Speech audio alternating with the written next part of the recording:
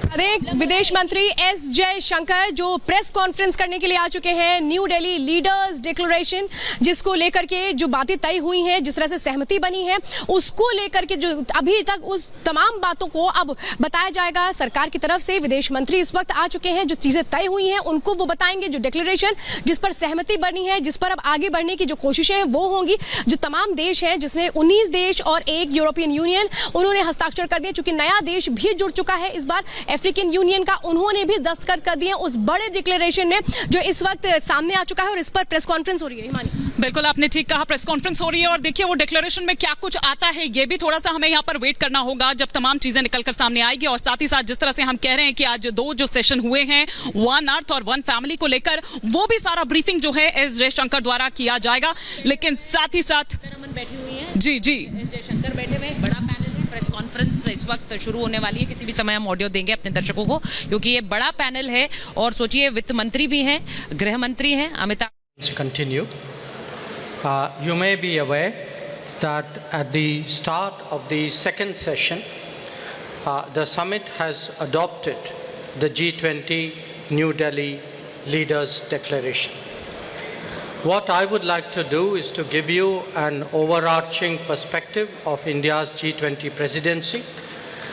Thereafter, I would request my colleague, Finance Minister Nirmala Sitharaman, to speak about the key outcomes from the finance track.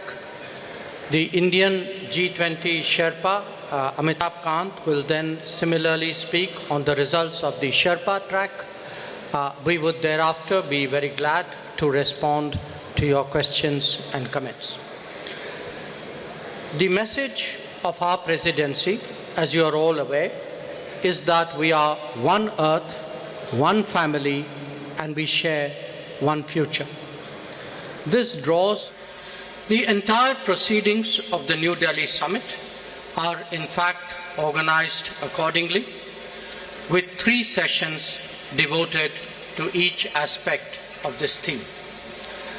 Now, reflecting this approach, we have consciously sought to make this G20 as inclusive and broad-based as possible. It is witnessing the participation of its 20 member states, 9 invitee nations, and 14 international organizations.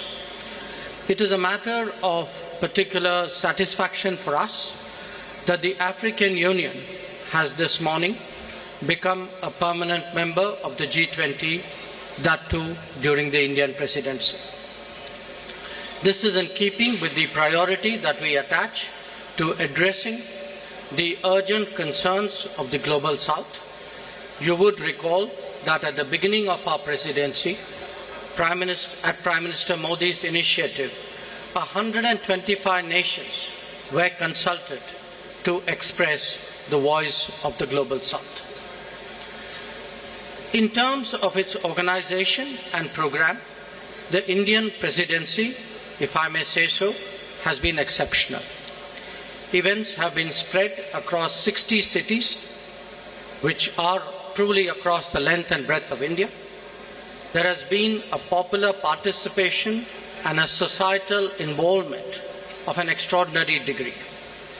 The interest in G20 proceedings have been particularly strong among our youth. It has been an opportunity to showcase our culture, traditions, and heritage as well. The G20 has contributed to making India world ready and the world India ready. The declaration that the leaders have agreed on today focuses on promoting strong, sustainable, balanced, and inclusive growth. It seeks to accelerate progress on SDGs and has come up with an action plan accordingly. It envisages a green development pact for a sustainable future.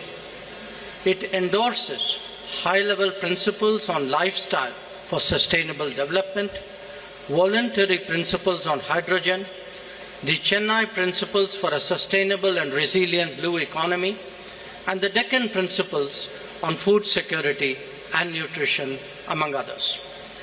The transformative and inclusive role of technology has been highlighted, with a focus on digital public infrastructure. The Indian presidency's proposal of a One Future alliance has also been noted.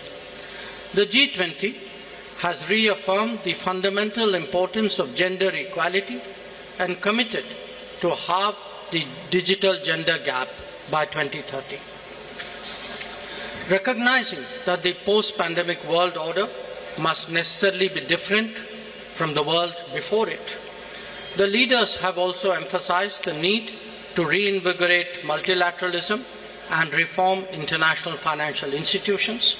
This is particularly relevant to managing global debt vulnerabilities. So, as you can see, there have been many far-reaching and very consequential policies and decisions that have been agreed upon today.